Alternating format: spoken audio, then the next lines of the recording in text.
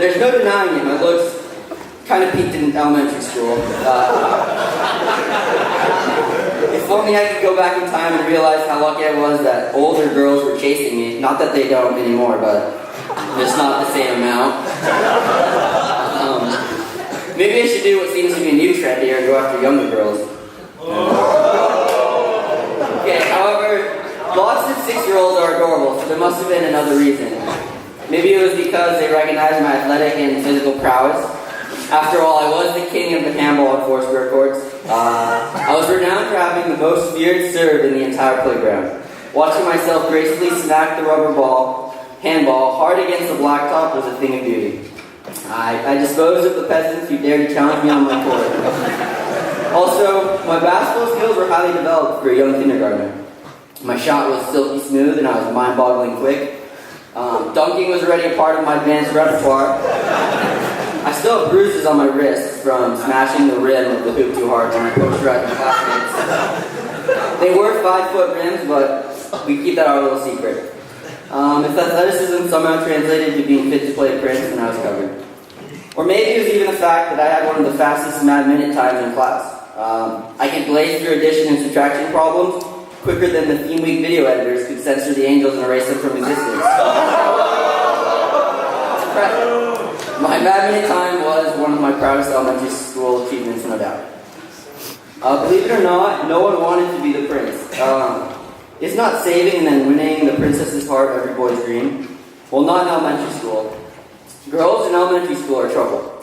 We boys avoided them at all costs. They had cooties, rabies, lice, and for all we know, part-time vampires just waiting to suck my blood. When I was chosen to play the prince, at first I was scared and I actually refused. I did not want all the attention and spotlight to be on me. The embarrassment of wearing a classic crown and a red velvet robe while pretending to like a princess, come on, humiliation. However, secretly I actually did want to be the prince. I don't know why exactly, but I wanted it, despite what I said or what others thought. It was then I had a true YOLO moment. I decided to play the part. I was not intimidated by the hundreds of peering faces in the audience, nor the oohs and ahs when I boldly went in to kiss the damsel in distress. I'll never know why I was chosen to play the prince, but those performances were some of my most terrifying, yet satisfying memories of my life. I had no regrets. Prince Chew. Kind of rings, doesn't it?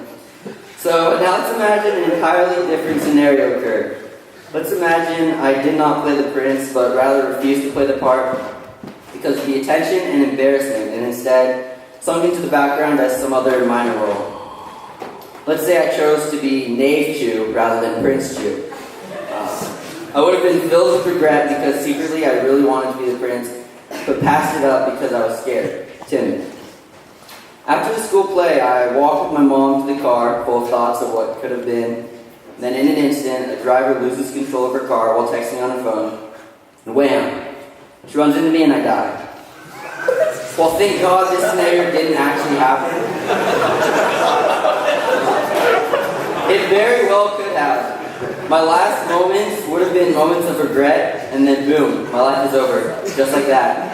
I'll die without a chance to ever rid myself of that terrible thing called regret. It is human nature to procrastinate, to look to the future for comfort and as an excuse to not live in the now. For me, this is mostly my motto for homework, but this relates to me through all facets of my life. For example, I will talk to that cutie, blank, tomorrow. Well, why not today?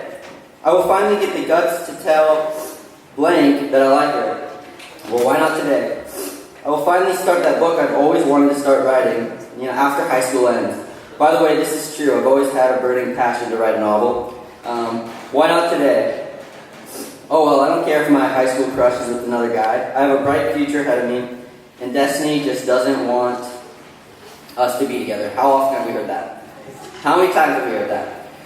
Just a side note, I hate that term destiny. It invokes laziness and idleness. It's basically encouraging you to do nothing, as everything will come your way as a part of your destiny, rather than encouraging us to go out and make things happen for ourselves. Make your own destiny. If you want something, it won't just come to you. You have to go get it. The only destiny that is given is that we're all doomed. We're all mortals, and at any moment may be our absolute last moment on this earth.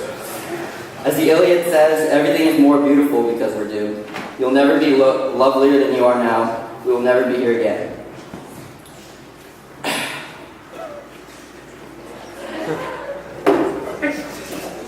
Okay, life is fragile, and it can all end in an instant. I've only seen my father cry once, and that was on March 22nd, 2009. He got a phone call from my aunt, and for the first time I saw tears. The lives of my cousin Brent, his wife Kristen, and their children Haley and Caleb were tragically cut short in a terrible plane accident near the Bozeman Airport in Montana. Haley and Caleb were no older than the young boy who stood on the stage in red acting as a prince. No one knows exactly what happened, except that the plane took a nosedive into the woods, killing everyone on board. Just like that, their stories ended. At the time, all I could think about was the future they were supposed to have, but didn't get to have. Brent and Kristen were supposed to grow old together, retire somewhere peaceful, and have Christmas every year next to the fireplace on rocking chairs with their grandchildren on their laps, eating sugar cookies and sipping hot chocolate. Haley and Caleb were supposed to graduate 8th grade, high school, and college, and get married and have families of their own. Who knows what their plans were for tomorrow, for the next week, for the next year? That was it.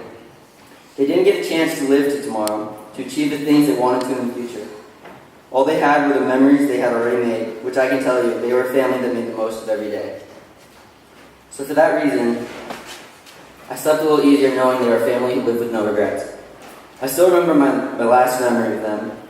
It was in Montana at my uncle's house during winter break. I was playing with Caleb, throwing him up and down onto a couch, when his mom, Kristen, came in and said, "It's time to go. Say goodbye to Erik. I'm sure we'll see him soon." She picked Caleb up, said goodbye, and left. As humans, we believe we deserve and are entitled to certain things. We are entitled to getting married, getting a certain job, and doing the things we love in life. Of course, everyone's desires are different, and not all aspirations can come to fruition. But at the very least, we believe we will have the opportunity to take a bite out of the fruits of life. I certainly believe I'm entitled to falling in love one day having a family. I deserve these things as are part of the deal life gives us. Yet this brings about the actual sad truth of life that we want to ignore but can't. No one is guaranteed of anything, not even aging. Brent, Kristen, Haley, and Caleb never made it to tomorrow. Their rights to life were stolen in the blink of an eye. I'm not entitled to future love or passions, or even being able to go to class tomorrow morning. The phrase, "live life like there's no tomorrow," is overly cliche, but the meaning behind the statement holds a resounding truth. I'm entitled to nothing, and everything can end at any moment. Experience all in life that you can, because you never know when it is too late. Don't cower down in fear, but rather rise up to the challenge, rise up to that spotlight. Don't be afraid to be a prince or a princess. I encourage you all to do something today that you've always wanted to do, but were too scared to do it, or just hoping to push it off into the future. I ask of you, why not do it today? Why not do it today? Today is as good a day as any, if not the last day ever. Today I'm going to start the first page of my novel. What about you? Why not today? Thank you.